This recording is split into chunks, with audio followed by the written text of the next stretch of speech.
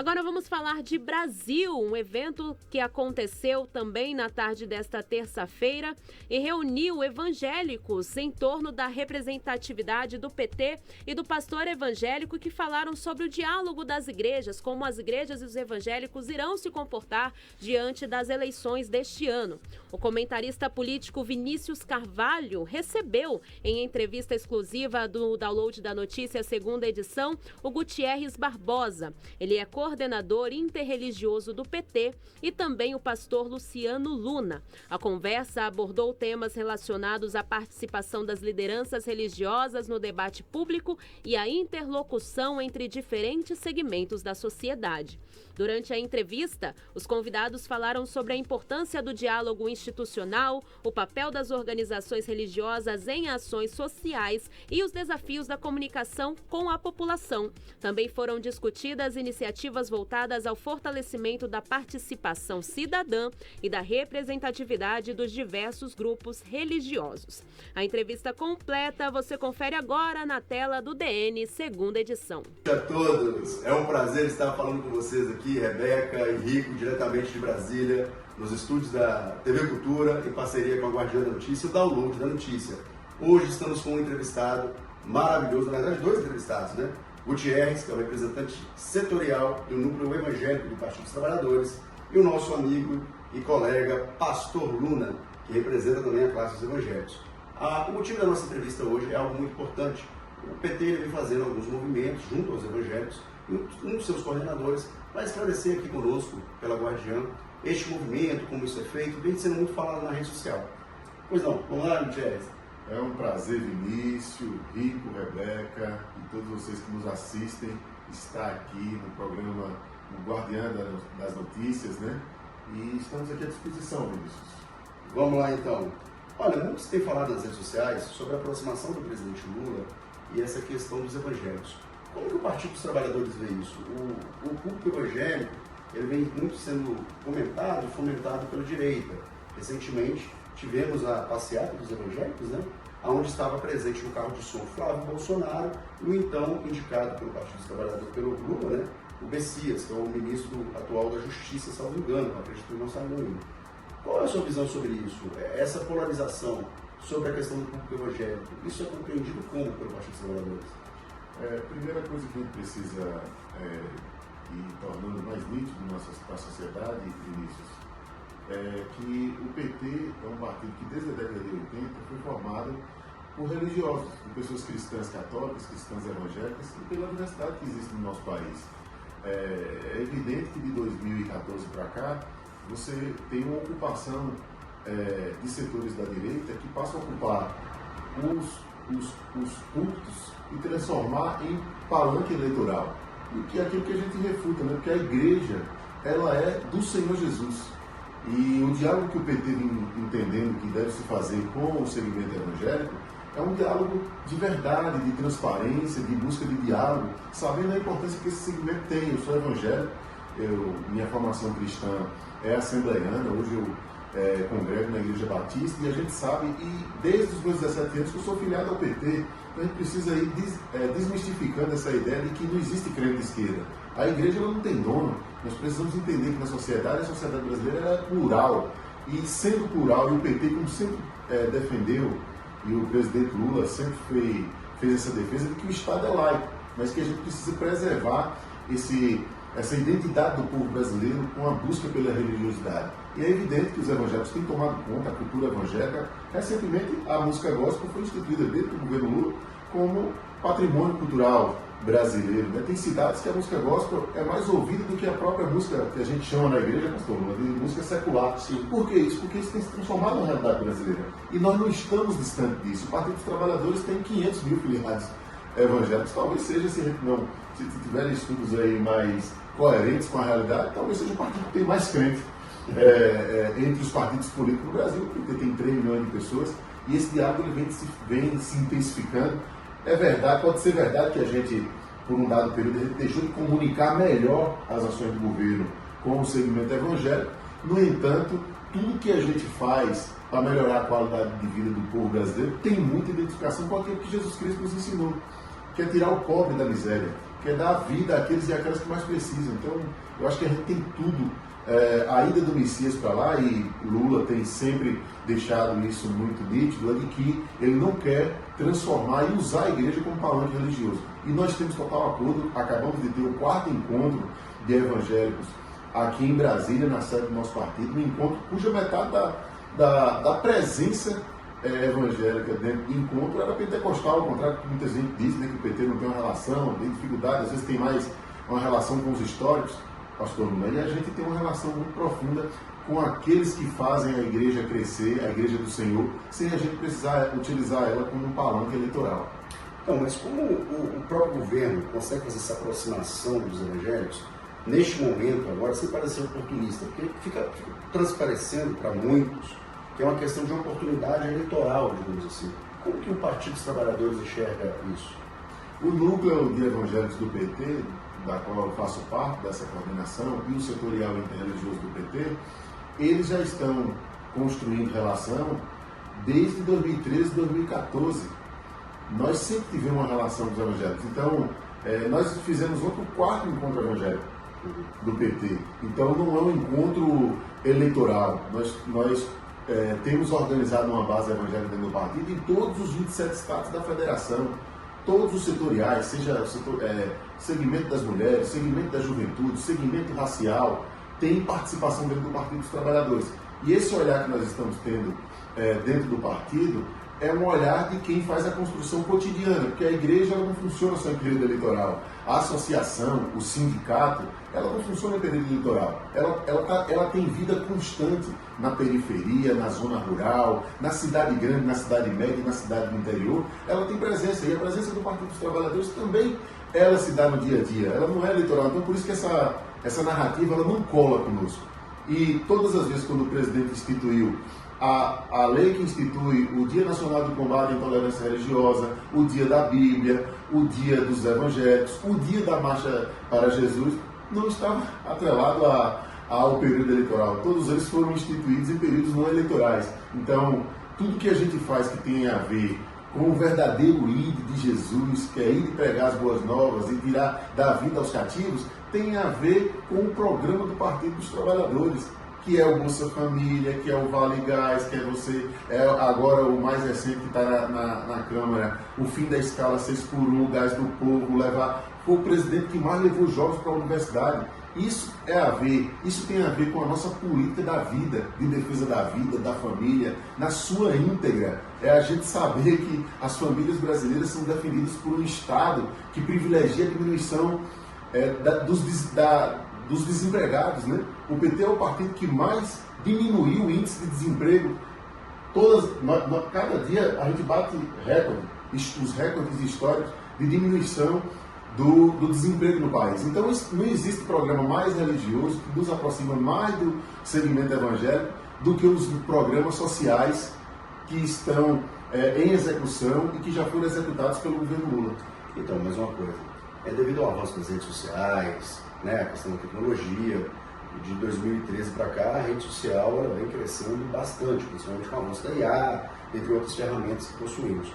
Como que vocês conseguem combater essa desinformação dentro do Partido dos Trabalhadores no âmbito religioso e como que o governo, né, e o Partido dos Trabalhadores, que hoje é o governo, pretende fazer essa aproximação das igrejas? Como que ele bola essa estrutura? Porque o Lula, por estarmos num país laico, ele frequenta não apenas a igreja evangélica, mas ele também frequenta as demais crenças, né? Já vimos ele fazendo participações em questões espíritas, em igrejas católicas, entre outras questões.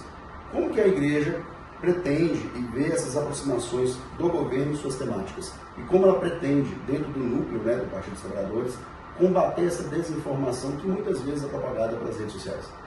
Esse é um desafio nosso, porque infelizmente as Big Techs elas acabam não tendo um comprometimento com a verdade. No nosso partido a gente não vai combater desinformação com outra desinformação. Nós vamos combater desinformação, fake news, com verdade, conversando com as pessoas, tendo uma política clara de divulgação e disseminação de ideias reais daquilo que está acontecendo. E a gente percebe que a disseminação de fake news, elas se proliferam justamente porque tem uma facilitação das Big Techs em relação a isso. Se você tiver uma política de regulamentação disso, você impede. Nós precisamos aprovar uma lei dentro do Congresso que precisa ser aprovada, e o papel da Câmara dos Deputados, que esse debate seja enfrentado na sociedade. Não dá para você inventar que uma pessoa é ladrão, que uma pessoa é corrupta, sem ter provas sobre isso, até que esteja intransitado e julgado. Então, nós vamos combater a desinformação informando com verdade, com encontros presenciais, com investimento em rede social. Isso a gente dialoga com aqueles que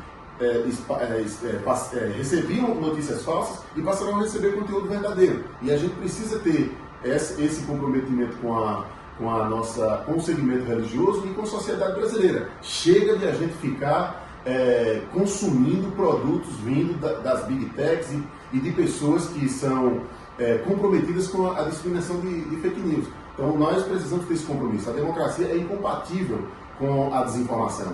Nós precisamos, eu acho que a gente tem, Vinícius, Rico, Rebeca e todos que estão nos assistindo, nós precisamos ter compromisso com a verdade. Porque a Bíblia é muito clara em relação a isso. Conhecereis a verdade e a verdade vos libertará. Nós não podemos tratar isso como algo comum, as pessoas que passam a divulgar fake news. E nós temos essa responsabilidade de conversar com as pessoas falando a verdade, de forma tranquila, de forma madura, de forma transparente com aquelas pessoas. E fazendo reuniões presenciais também. Porque tem uma militância digital, mas também tem uma militância. Nós fizemos encontro ontem em Brasília, com presença de pessoas de todos os estados. E isso é uma coisa bacana, nós vamos fazer isso em todos os estados, porque a gente entende que esse diálogo nas igrejas, nos sindicatos, nas associações, nas comunidades de fé, quem organiza a base social junto ao povo, precisa consumir produtos de qualidade e que seja verdade. Você pode tomar a sua decisão para onde que o Brasil quer, para onde que o Brasil vai nos próximos 4 anos, mas desde que você consuma a verdade e não seja pautado por fake news de quem não tem compromisso com a democracia, daqueles que querem vender a soberania nacional para os Estados Unidos. Nós vamos fazer essa disputa narrativa, porque nós defendemos a soberania nacional, defendemos a família, defendemos a vida, defendemos a saúde, a educação, as políticas públicas. Nós temos responsabilidades com o Brasil. Nós não podemos. O presidente Lula colocou o Brasil num outro patamar no mundo. Por que todos os países e lideranças do mundo respeitam o presidente Lula e respeitam o Brasil? Porque o Brasil foi desrespeitado no período do Bolsonaro. Porque deixou de ser um país autônomo, que valoriza as suas riquezas e seu povo, para dar voz àqueles que querem, por meio do imperialismo, comandar o nosso país de fora para dentro. E o povo brasileiro é dono das suas riquezas. E o povo evangélico brasileiro sabe da importância da soberania. Porque aqueles que se dizem patriotas não podem entregar o Brasil para os Estados Unidos ou para interesses imperialistas alheios ao povo brasileiro. Então, para finalizarmos, você acredita que o PT ele vai conseguir ter essa comunicação? Como é a sua visão sobre a questão religiosa, a fé e a questão política? Elas podem caminhar lado a lado?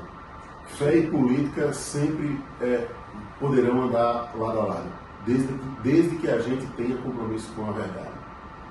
Nós defendemos que a igreja ela é do Senhor Jesus Cristo e ninguém poderá tomar a igreja para si. O maior erro de alguns líderes foi achar que poderia entregar a igreja para o Bolsonaro. E nós não queremos tomar essa igreja para Lula. A igreja permanece como pilar daqueles que acreditam no Senhor Jesus Cristo como a salvação das suas vidas. E nós não podemos colocar a igreja como sendo dono de lado A, lado B, da esquerda e da direita. Nós queremos dialogar com a sociedade, preservando a identidade das pessoas, a liberdade religiosa e de fé, que é tão fundamental para que um país se desenvolva e o seu povo se desenvolva e a gente tenha uma democracia plena. Pastor Luciano, aproveitando sua participação, qual a sua visão sobre isso, de grandes líderes religiosos estarem aí, né, de certa forma, defendendo seja um lado, seja um outro, levando suas multidões, tentando ganhar votos, independente se é direita ou esquerda, mas qual a sua visão na parte religiosa sobre este fato? Vinícius e todos que nos assistem, é muito importante dizer que os nossos líderes religiosos têm interesses pessoais. E, infelizmente, os interesses pessoais têm sido colocados à frente dos interesses da igreja, como a igreja verdadeira.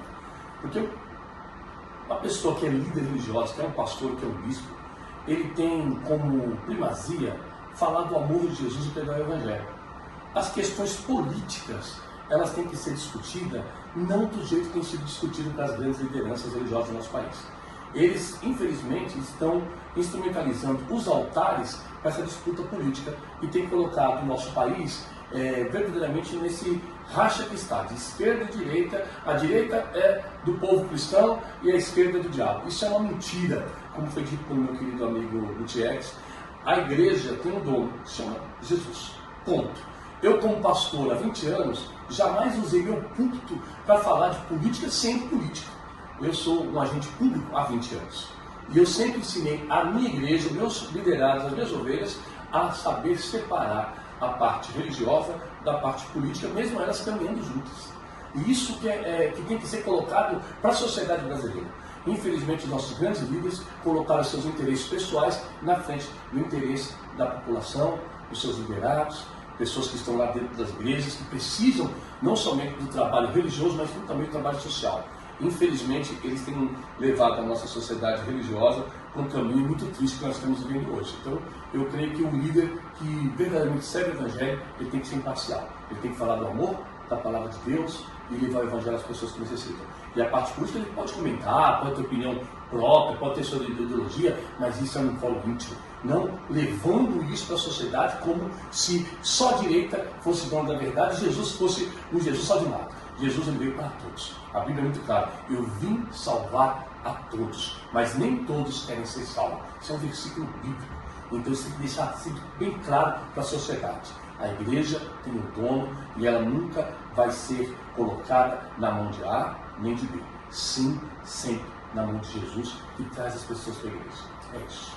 O pastor Luciano Luna, o senhor bem frequenta Brasília também, assim como o senhor conhece, que tem líderes religiosos, que são inclusive líderes partidários da direita, que são muito próximos, são amigos, igual o Lindenberg Farias, que isso já veio a público uma vez, não vou citar nomes, mas são ambos deputados federais, porque aqui em Brasília é o seguinte, tem-se a visão partidária e tem a discordância, mas existem sim tratativas que é necessária. Às vezes, para algumas pautas avançarem para o bem do nosso país, não importa se é direita ou esquerda, mas tem que se entrar no consenso. E o que eu percebo, né, a minha percepção até mapeando as redes sociais, junto à questão do jornalismo, através da Guardiã e demais plataformas, é que essa polarização às vezes cria dogmas e estigmas que levam as pessoas como se fossem donos da verdade, seja ela de direita, seja ela de esquerda. Qual a visão dessa questão? A fé e a religião, afinal, podem andar lado a lado, pode respeitar essas diversidades e ter uma equidade dentro da sua questão religiosa? Qual a sua visão sobre isso? Com certeza, fé e religião podem andar juntas. Jesus, quando ele veio para a Terra, ele veio num mundo totalmente político. Né? Israel estava sob domínio de Roma, então, ou seja, tinha um domínio político para o povo de Deus, e ele não entrou em questões políticas, mesmo porque ele veio trazer a salvação tanto para os judeus como para os romanos. Ele conseguiu andar nessa linha tênue, mostrando a palavra de Deus, que tem que ser levada a sério em relação à salvação. Então, fé, ela é uma coisa de fórum íntimo. Política é fórum coletivo para todos. Política é a arte de se relacionar e trazer soluções para todos. Isso é falar de política. Então, quando a gente mistura a fé com política, caminha junto, dá para ter esse entendimento e trabalhar essa questão junto, tanto que o setorial interreligioso do PT e de outros partidos, eles fazem esse trabalho. O setorial tem evangélico, cristão, pessoal espírita, pessoal de matriz africana, e eles dialogam juntos políticas públicas para as religiões. Nós estamos num país laico, lutando pela liberdade religiosa, trazendo a luta contra a intolerância religiosa, que o nosso país tem uma grande tolerância, né, das religiões que infelizmente se divergem, e nós estamos aqui como entes públicos para trazer a paz, a equidade, o equilíbrio, onde está dentro da palavra de Deus. E como você tem esse equilíbrio, a política é uma política leve. Você pode prestar atenção que 20 anos atrás, a gente não tinha essa polarização, porque os partidos políticos e a política ela não ia nessa linha que está hoje. Infelizmente, a direita se apropriou de um discurso que tem colocado a religiosidade como um ponto delas e a esquerda como um ponto do mal. Isso não existe. Eu sempre digo assim, eu já tive alguns debates políticos, que o PT é a favor do aborto, o PT é a favor da ideologia de gênero, e não é isso. Nem o PT, nem o PSDB, nem a União, nem o PL.